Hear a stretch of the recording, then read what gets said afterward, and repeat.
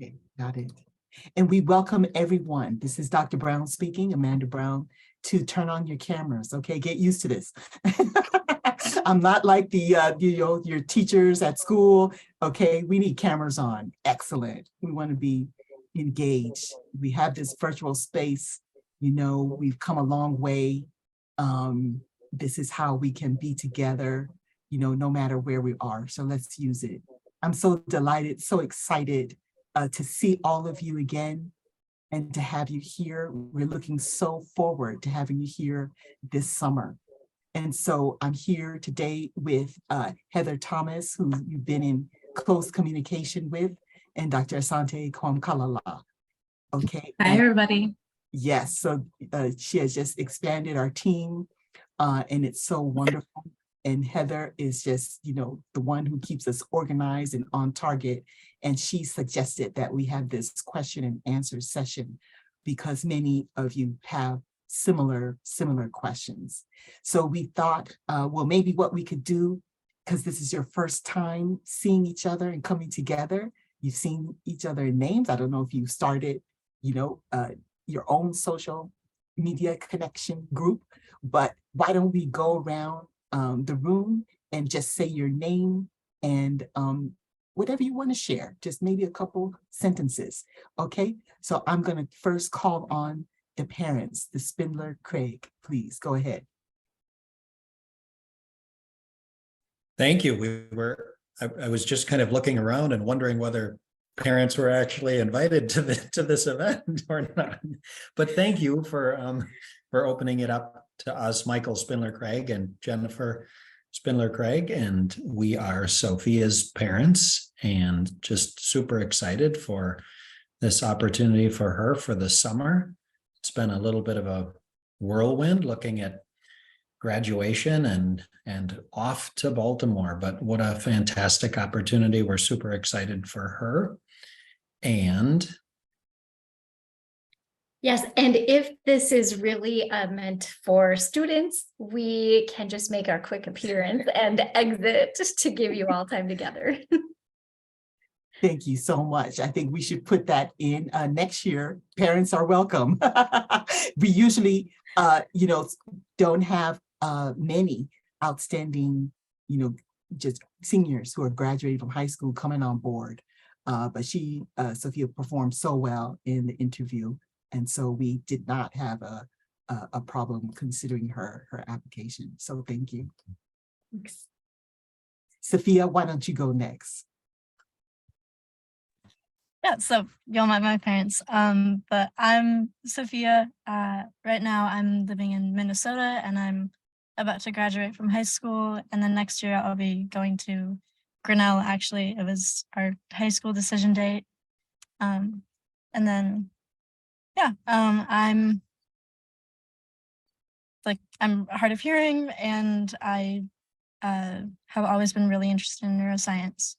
And so this was a perfect opportunity. So I'm excited to get to know all of you. Excellent. Okay, why don't we have Diego go next? Oh, hi, my name's Diego. I'm a sophomore right now.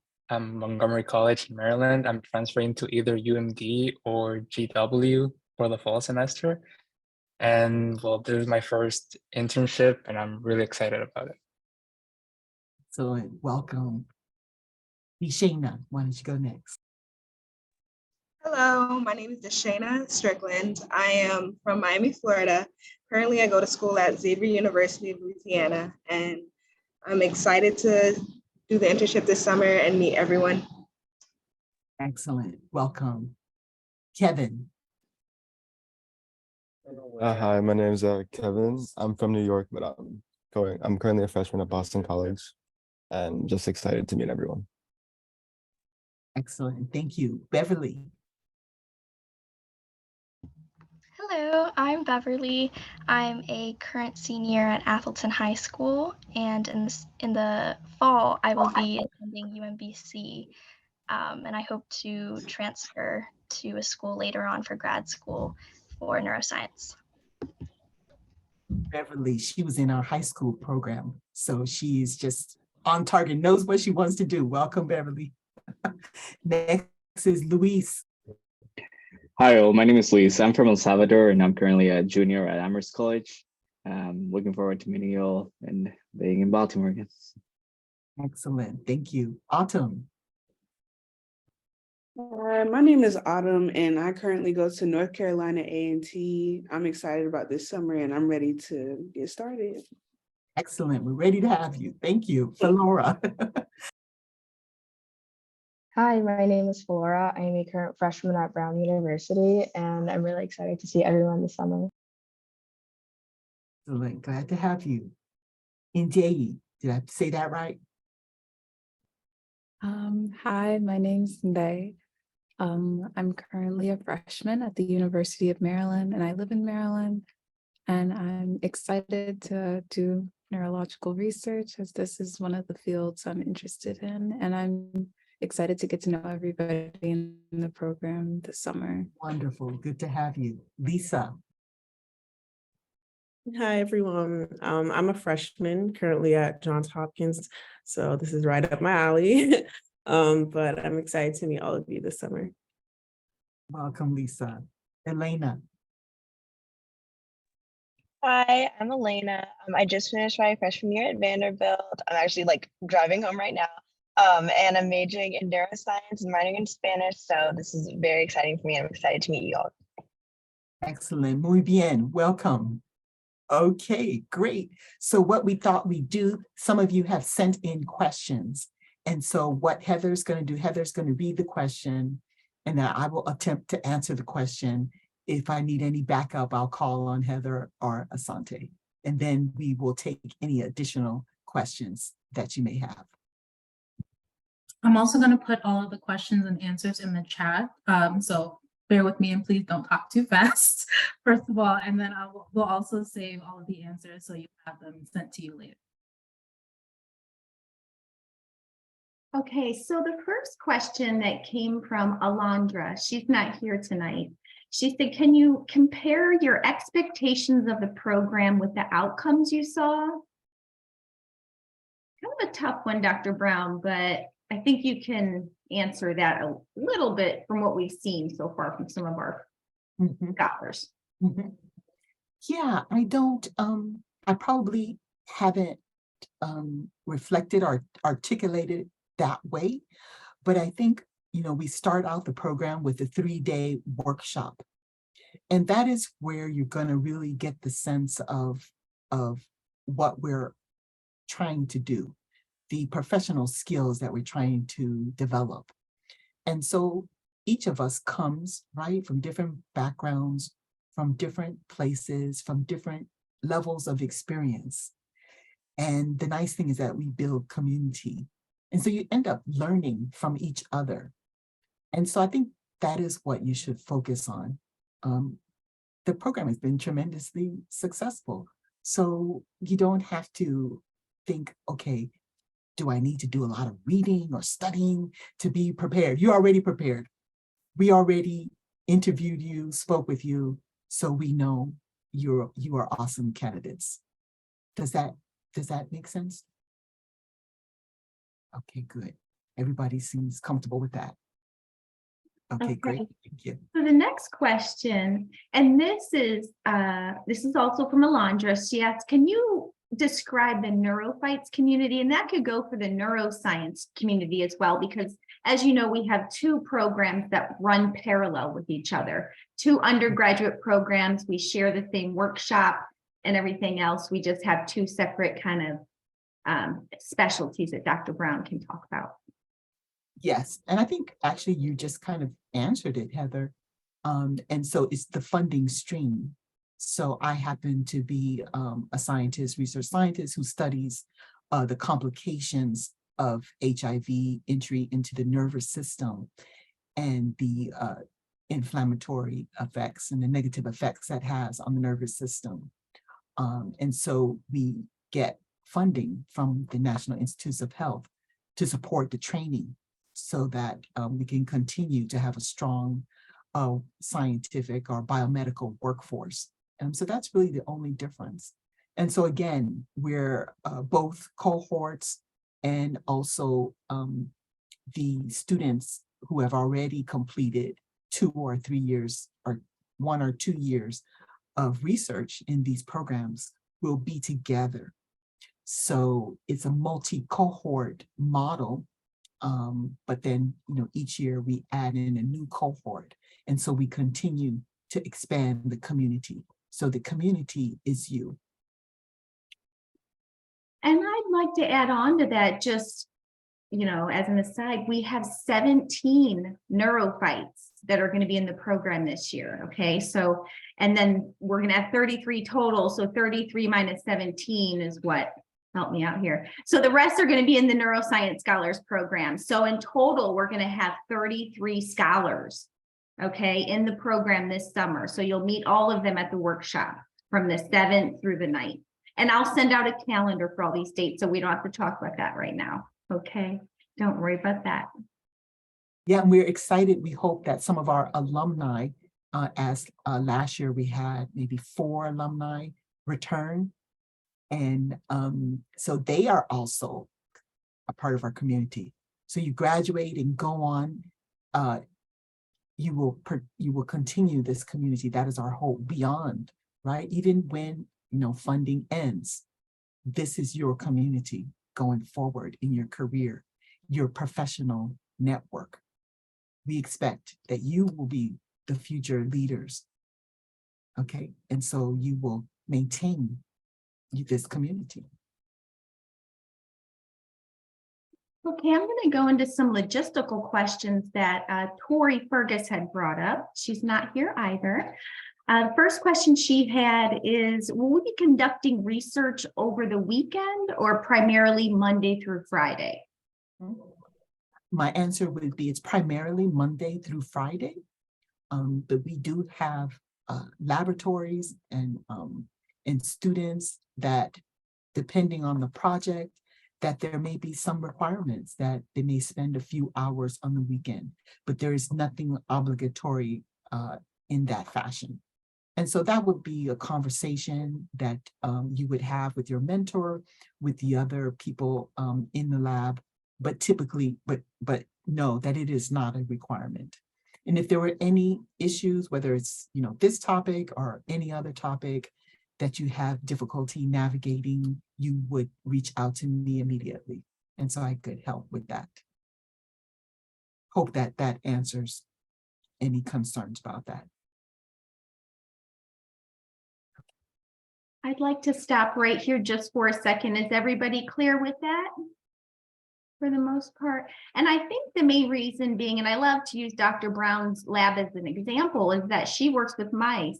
And sometimes those mice need to be fed over the weekend. So, that's why maybe you need to go in for a couple hours if you were tasked with that project. So, like I said, like Dr. Brown said, you would work with your mentor and your team in the lab to do that. Okay. And then conversely, if you end up in a clinical lab, usually those types of labs usually are only Monday through Fridays, but again, sometimes the schedules can change. So best course is definitely to speak with your PI and your mentor. Okay, great. So we are going to go on to the next question I have from Tori, and that is, will we be working with other cohorts or just cohort 5? As you know, you guys are all part of cohort 5. Go ahead, Yes. Dr. Brown. Oh, yes. So I think we kind of answered that. So we're community. Well, in terms of your Monday through Friday work week, that you'll be integrated within the group to which you're assigned. So I don't think we have anyone, except maybe for Dr. Rubin. There will be scholars from previous cohorts who work with her. But by and large, each of you have a unique mentor. So typically, there's not 2 from the same program in a lab. So you'll be meeting scholars from other programs. We have across the campus, maybe 17 or so different summer programs across the School of Medicine campuses. So you will meet scholars from other programs. And again, in your lab groups, you'll have research coordinators, technicians, graduate students, postdoctoral fellows. So it will be quite distinct. But that doesn't preclude you. When we will talk about this, right? Again, you use your community of scholars to learn additional things, whether it's a new technique or learn about a different field. You want to, use your network and expand your horizons. Okay, well, that's all I had right now. The last person who had a question was Autumn, but it looks like Autumn is here. So Autumn, did you want to ask your question live? Yes. Hold on just 1 second. Okay, I was going to ask, do we have to adhere to professional attire for like the clinical and faculty staff in reference to hair color or eyebrow color or piercings or anything? Did you find something, Autumn? Because we actually Yeah, my mom found some research online and it was saying something about hair color, and I just wanted to be sure. and that was for the hospital. She found that, was it for the hospital? I'm not sure. Okay. Well, it's a good question. I run program for our high school students. So for our high school students, I would give them a appearance handout expectations. But I have never done it for undergraduate students. So in the laboratory environment, it's quite relaxed. We're focused on safety. And so, for example, you don't have open-toed shoes, in the lab. Hair, if we're going down to the mouse room, you have long hair, you want to pin up your hair. So practical things. I mean, even thinking about nails and, pipetting and using certain tools, you need a precision. So I don't know how people do it. So just think about that. So, but Asante's not in the lab. So just be practical. You're young adults, right? And it's about the impression that you want to make. Okay. You're coming into work and to learn new tools and procedures. It's not a party, right? So, but I have not typically at all talked about that. Interestingly, we do have, because of my years of training, and I had met a colleague of mine, she runs, it's called the International School of Protocol. And so she's actually going to be giving some sessions during our workshop. And so please be sure, to ask your questions and engage on this because, right, we are a multi-dimensional workforce, right? So many generations in the workforce, and it's a rapidly changing, discussion and expectations, and work at home, work, working different ways, right? So it's a rich discussion. Did I answer your question? I wasn't supposed to go on and on. There was supposed It's okay. Yeah, you did answer my question. Okay, good. Thank you. Thank you. Okay, I'd love to open it up to any of you. If you want to put your question in the chat, feel free, or you can just even use your raise hand function. That seems to help with keeping everything in order, or just speak out. We're being informal tonight. Yes, Deshana. Hello. So I just had a question regarding like flights just to get to the to Baltimore, Maryland. I just was wondering like when those will be finalized and just transportation information in general. Yes, I'll take that one because that is what I'm going to do. So now that I have everybody's information on flight dates, my plan was to start probably next week. That's going to be my goal for next week, is to get everybody's flights in order. So if you have any changes from the day, just I'm only making departure flights right now. I'm going to do one at a time because these round trip flights, sometimes I find that we have to make changes and it's been a little bit too hard. So I'm going to make them separately this year. So like I said, if you do have any changes in the next couple of days, please send them to me. Okay.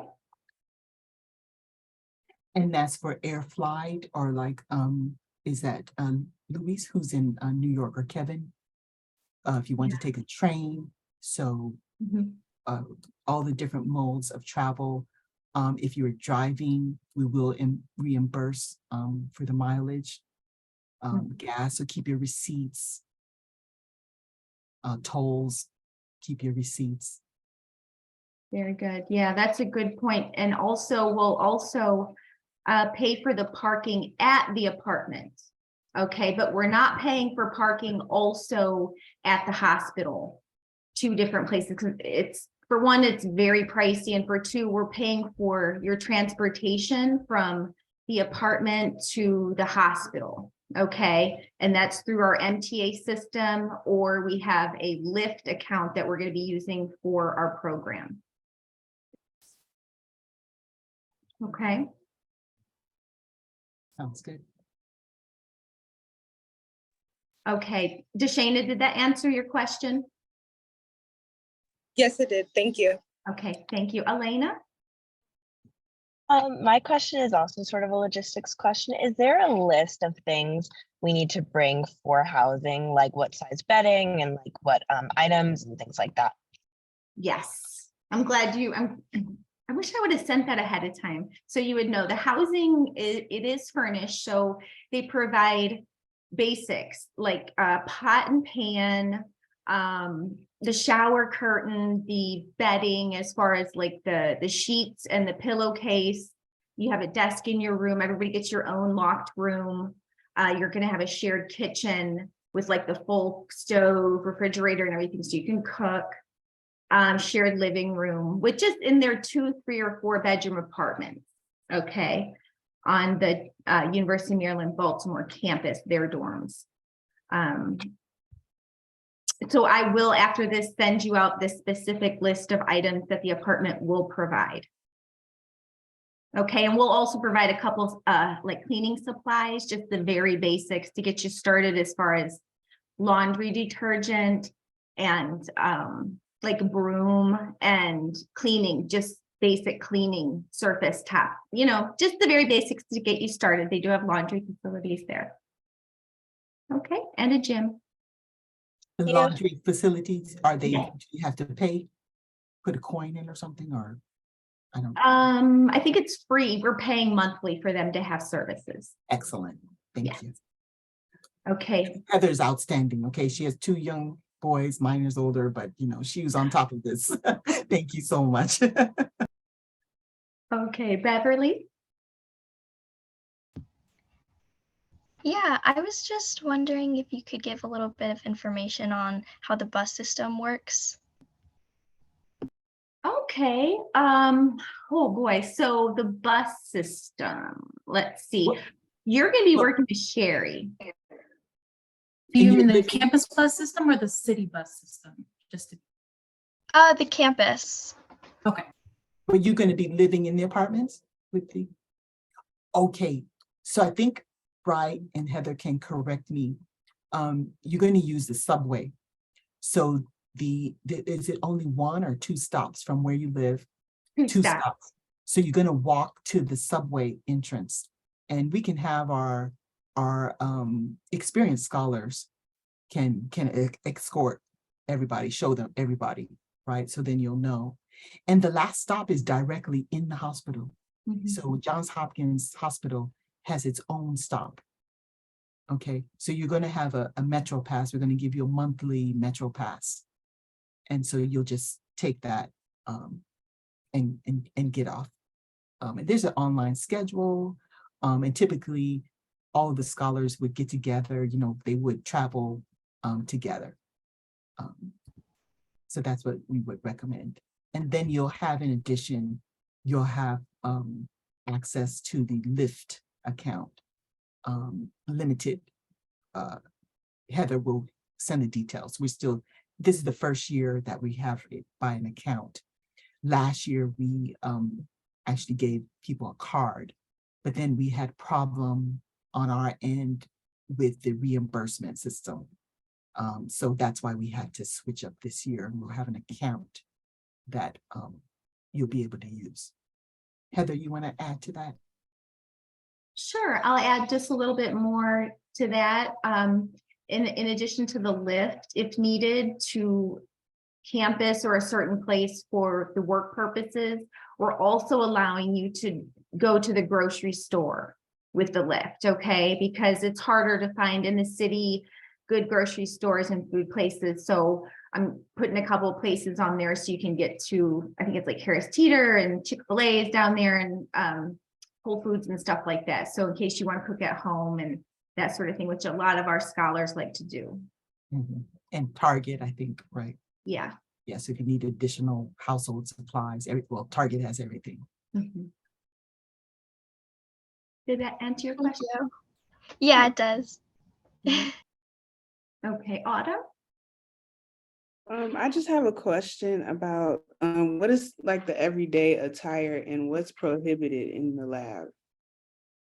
What type of clothes are prohibited in the lab? So again, I mean, I think like open-toed shoes, for example, right? So when you think about the laboratory, you want to think about safety. Mhm. Even really shorts, we're not supposed to wear shorts. But you will get, everyone will get a lab coat. So, you know, usually we're not too strict about it. Most labs are not too strict. So if you have your lab coat over your shorts, that would be fine. So again, think about, you know, how you want to present yourself in the workplace.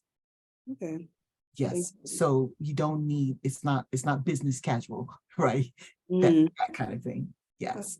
But you'll get this a quick sense. Once you get into your lab and you meet your colleagues, you'll see, you know, look at how they're dressed. And so that'll give you some insight as well.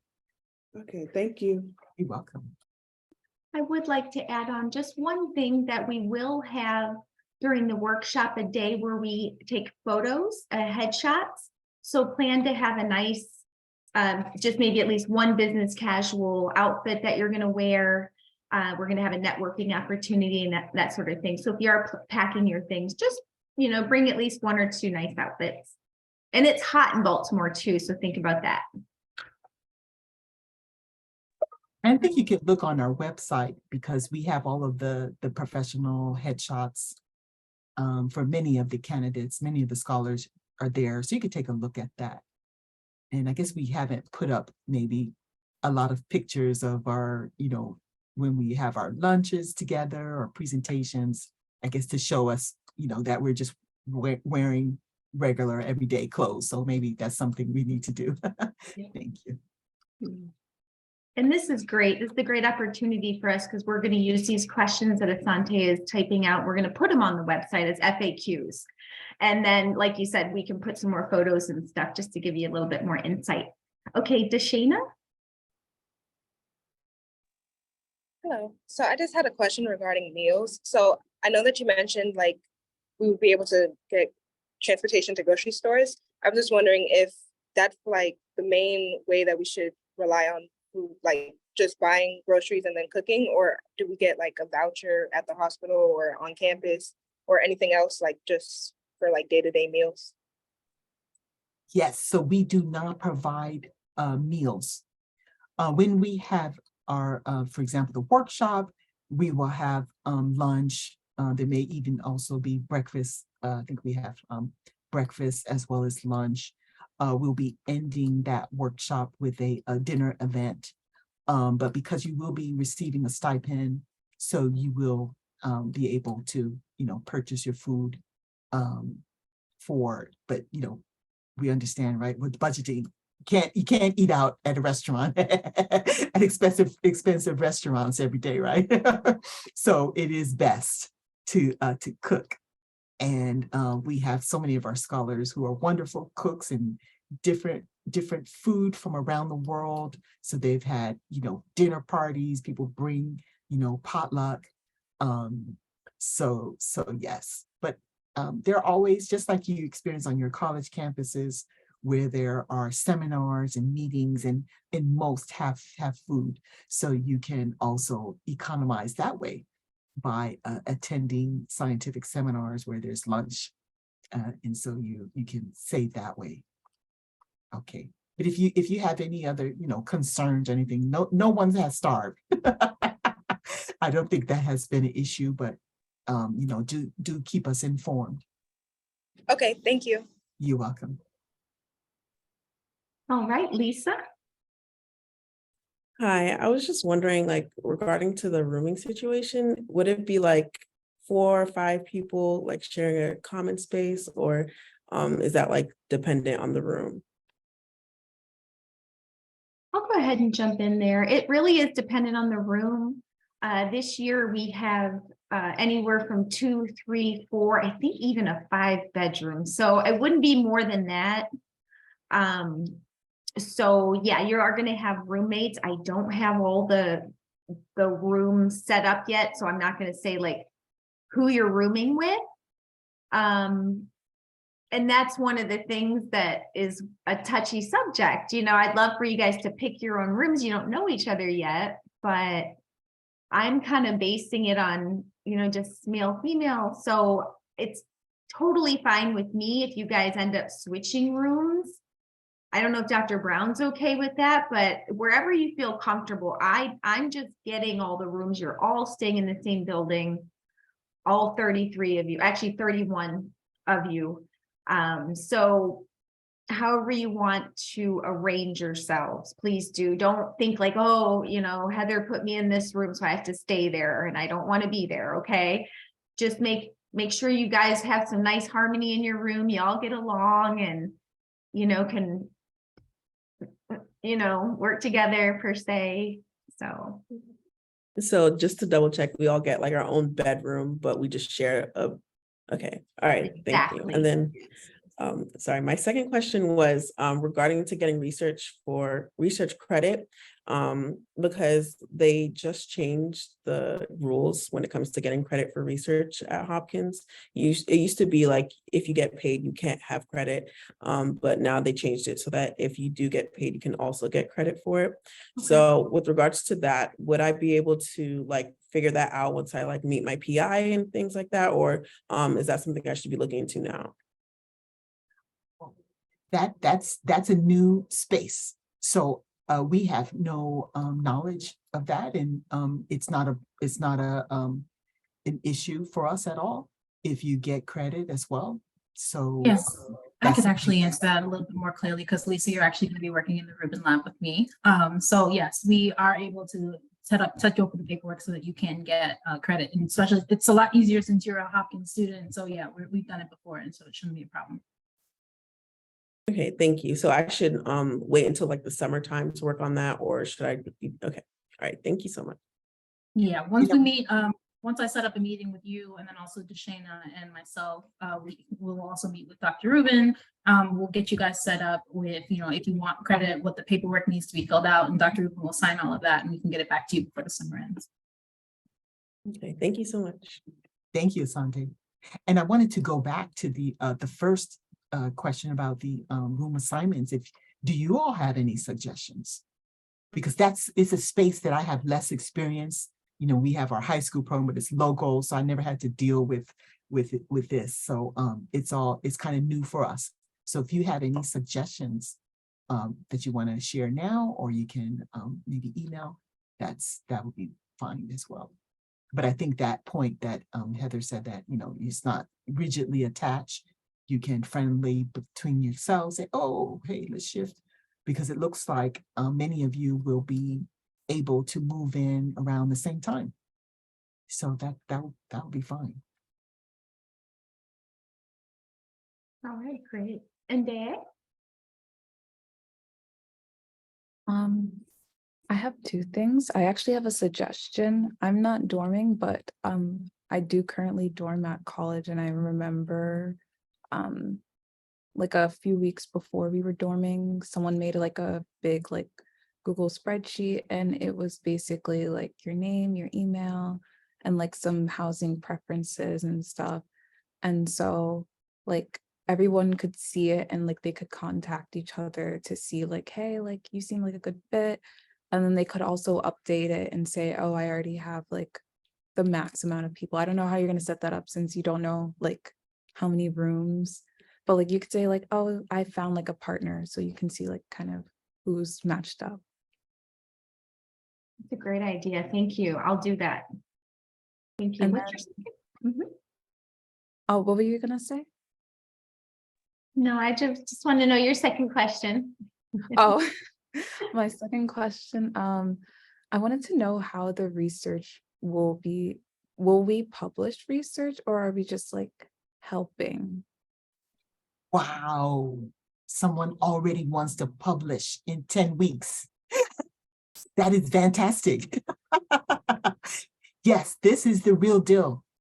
This is not, oh, I'm just doing this repetitive thing over and over. No, this is real open-ended research that could lead to publication.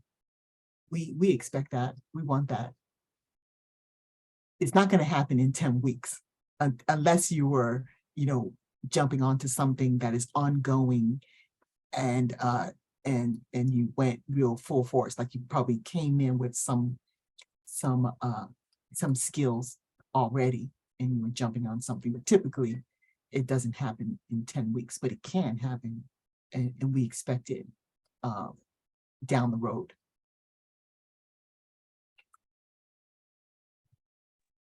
I can add to that a little bit too. So at the end of the summer, we also have a symposium where you all get the chance to present the work that you've done all summer. And depending on the work that you've done, if you continue working with your mentor, say past the end of the summer, those projects can always continue on. You can still, involve yourself in those long-term, whether it's virtually from your home institution, or if you happen to be a Hopkins student. We've had students who have been in this program continue to intern in their lab full-time as they go back to class. And those projects, yes, can end up as a poster that goes to a conference or a paper that you get authorship credit on, or a presentation that you may get to do either at your home institutions or at other programs that you may participate in. So you're a fully immersed member of the lab. You're doing work that is going to contribute down the line. It may not be, like Amanda said, it may not be in the 10 weeks that you're here, but there's a very good chance that, if you're, diligently helping on these experiments, that, when that paper does ultimately get to the point of being published and written up, your name could be on it. So yeah, something to think about. And so thank you, Asante. And in fact, could you just make a note that during our workshop that, Dr. Carter, who has been working with me for years, talks about something called self-advocacy. And so being very intentional as you're coming in, and, that was just a great question, right? And that's going to really get the faculty members' attention, because they're like, wow, this person is really serious. And so being engaged in that conversation about the products, the publication early is really valuable. And so that you stay engaged, and actually you can, it's a sub-project that you might have, right? But you could begin to write that up. So you write up the background to that research, then what you did, and then if you're able to get findings that you can then interpret, then you have basically like a little mini paper. But that is, as Asante just explained, that could be your poster, but it's a piece of the story. Yeah, thank you so much. Excellent. Okay, Lisa. Sorry, last question. I just wanted to confirm, I don't know if I caught it, but when it comes to transportation between the Med campus and Homewood, we're going to be using the Jimmy and not the Metro. Okay. You want to explain what the Jimmy is? Oh, it's like the Hopkins bus, as you can. It's just for students that are associated with Hopkins. And it's free, and usually they even, I don't know if they've gotten stricter, but even people who live in the community will jump on the bus. But it just okay, good. Yeah, usually you don't have to show anything. You just get on, and it takes you around to the different campuses. Yes. Is the timing better? Because there was a long-standing issue with it, but I think they have improved it significantly. Have you? Now, it depends where you are. If you're at somewhere like the Med campus, they come pretty quickly. You don't wait more than 15 minutes. But when it comes to other places like Hamden and other places, it might be less frequent, but it's usually not too much of a problem as long as you know when the hours of operations are. Great, thank you. You see, you have a resource here. You see how I use Lisa as a resource? Great, thank you so much. Okay, Beverly. This is kind of a question that's kind of specific to my mentor and I, but where will I be working since I won't be going from the Homewood campus to, I guess, the main Johns Hopkins campus? So you met with Dr. Marvell and you've seen her work area. Is that correct? No, I have been working virtually with her, so I haven't had the chance to yet. Okay. Well, she's located on the East Baltimore campus, where you came, you know, the campus you came to see the presentations and where you've met Heather and I. So she's on this campus. Yeah, and so you'll just go ahead and take the metro right from that Lexington Market stop, and then take it straight to Johns Hopkins 2 stops later. And then when you get off that exit, actually Sherry's office is just like a block away. Once we meet up together, we'll do a walk around, okay? Just so everybody kind of knows where it is. I'm hoping to be there the weekend that you arrive, just so you kind of, I know I'm very familiar with the area at University of Maryland, Baltimore, because I worked there for 8 years. So I've walked that route a lot from the MTA. So I'm happy to show you all the area and how easy it is to use the metro. Thank you. Welcome. Are there any other questions? I have a question. Okay. Just about the city of Maryland in general. I just wanted to know, like, is the city be like able to commute? Like, you said there's subway and buses, I assume, but like, is the city very compact to the point like you can like get where you need to go normally by transportation, or is it kind of like a city where you'd have to drive, like, let's say 30 minutes to get to a certain? Yes, no, there is very good, I would say, right, the subway is not complicated. It's just a single line up and down, north and south. So not extensive in that sense. But where you can't get lost. where you're going to be in Baltimore, the Baltimore City area proper, it's even walkable. It's walkable. And then again, you can use your Lyft passes.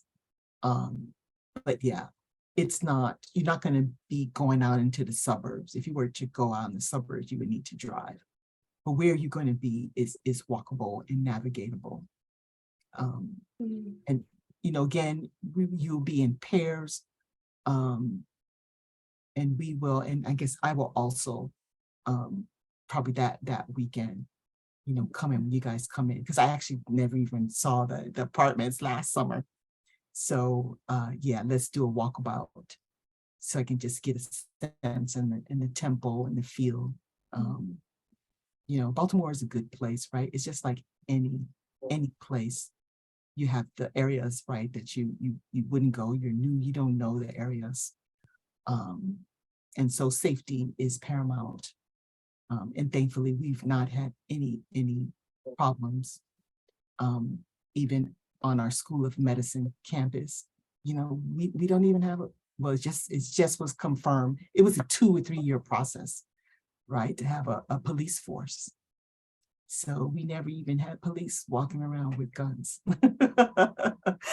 And I think it's because, you know, we had our Freddie Gray experience back in 2015.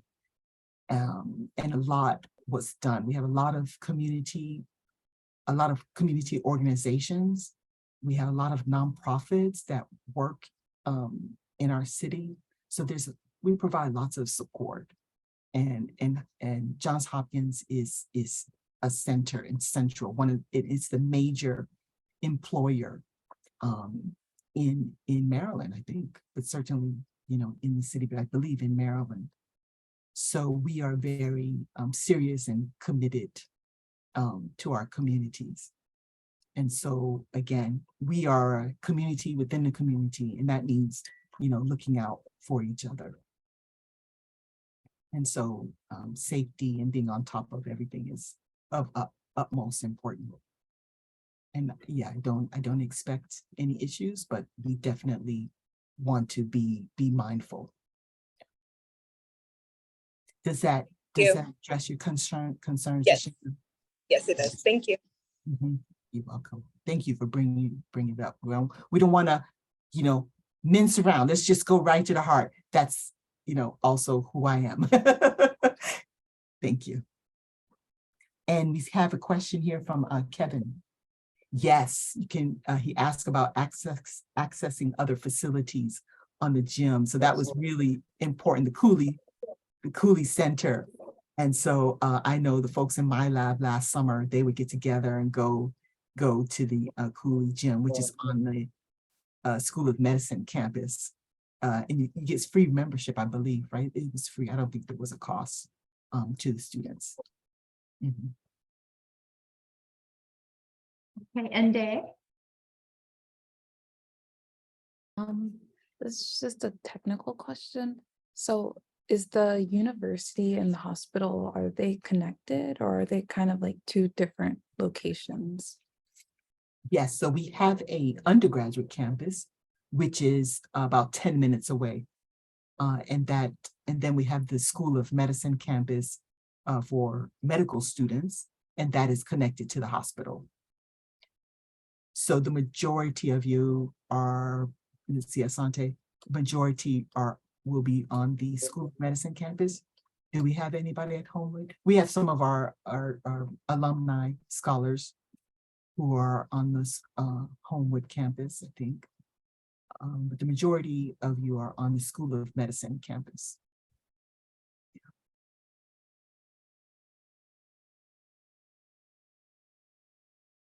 All right, anything else?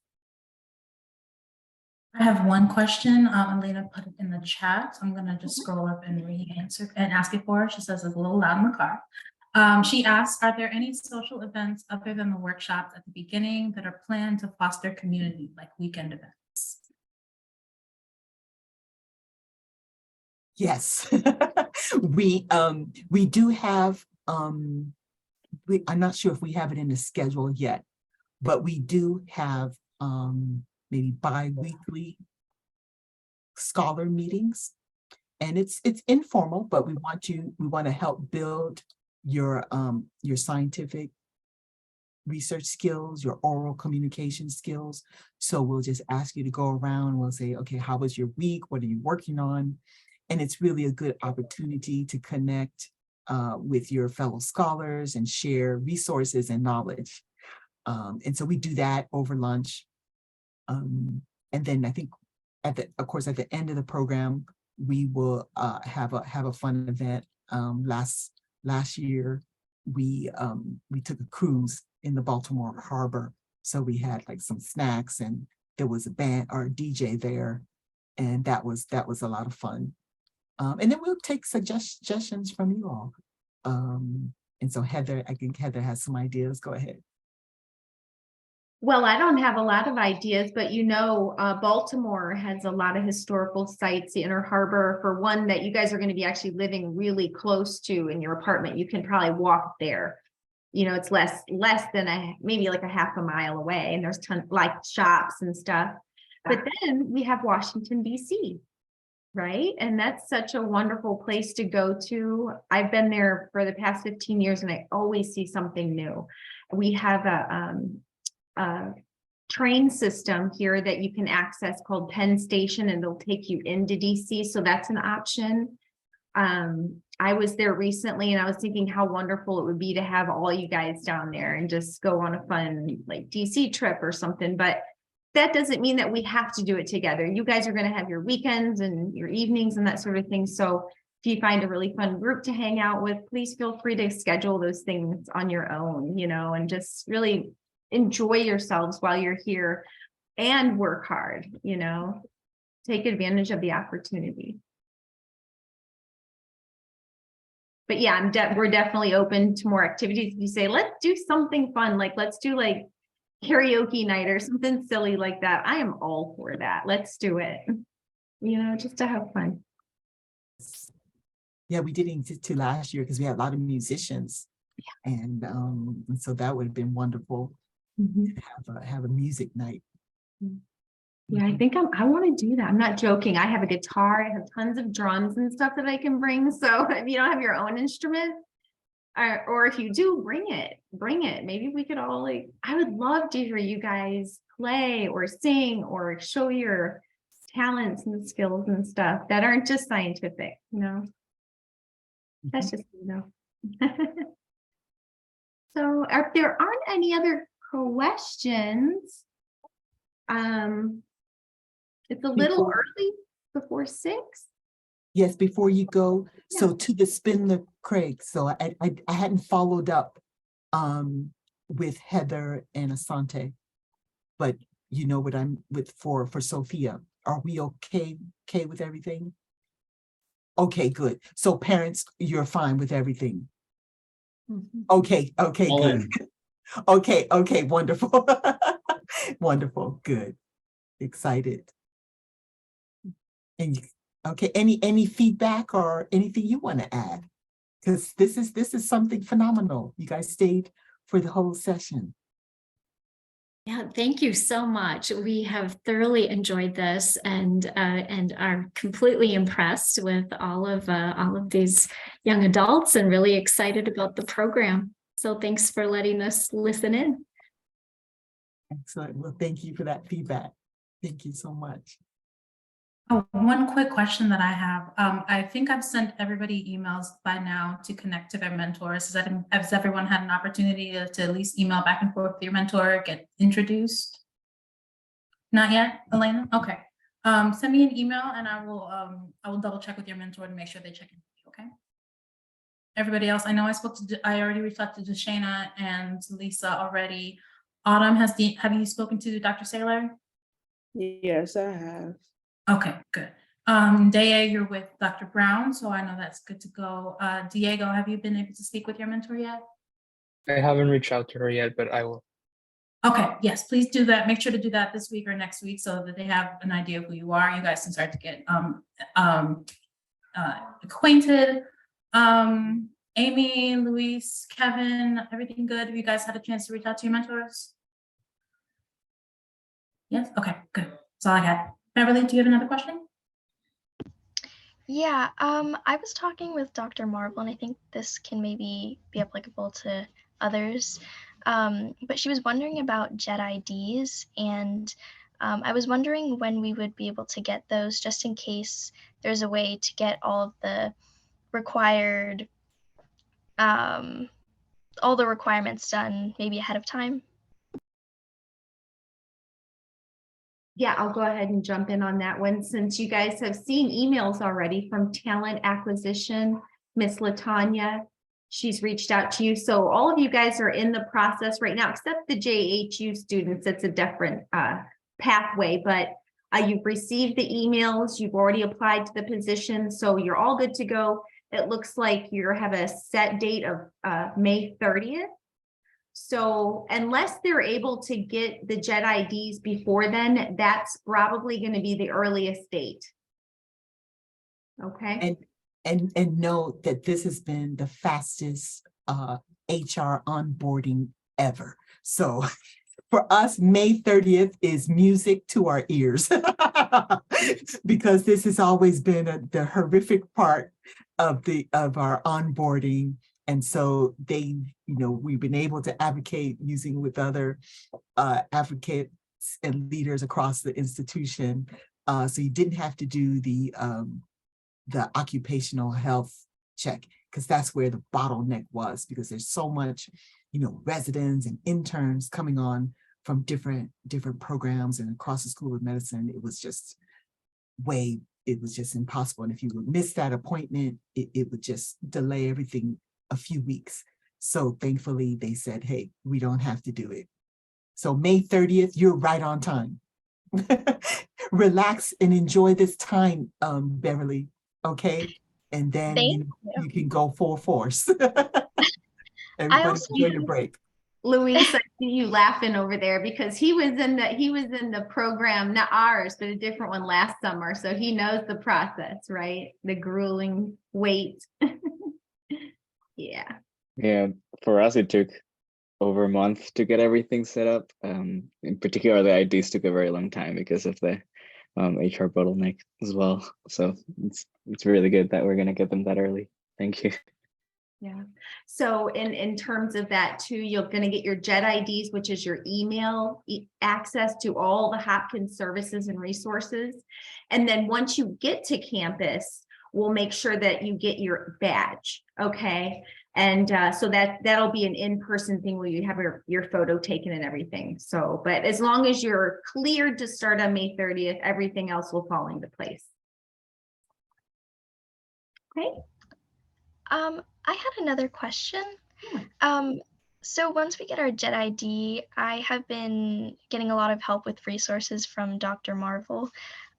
Will that carry on after the summer, like through college as well for the next 4 years, or is it just in the summertime? You'll have access to your JET ID through as long as you're in our program. Okay, so once you graduate from our program, maybe not college, that's when it'll end. So if you stay in our program for 2 or 3 years, that's when it'll end. Okay. All right. Beverly is ahead of the game. So another insight and resource. So, download all the papers and everything. This is a big machine. We have a lot of access to so many different journals and resources. Okay. So use this to get the knowledge. Thank you, Beverly. And I know you're gonna ask so many questions too about your research and go deep. Okay, wow. You see what a fantastic resource you already have here. You see how this works? How you feeling, Deshana? Good. Excellent, excellent. And Lisa knows as well. I'm so excited. Looking forward to working with each and every one of you. Thank you to my expert team.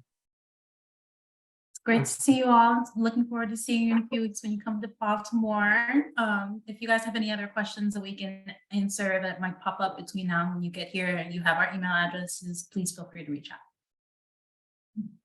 Perfect. Thank you guys so much for coming tonight. I enjoyed seeing all of you. And yeah, we'll see you soon in person. All right. Bye, everyone. Have a good night. Night. Thank you. Thank you. Good night. Thank you. Have a good night. Bye.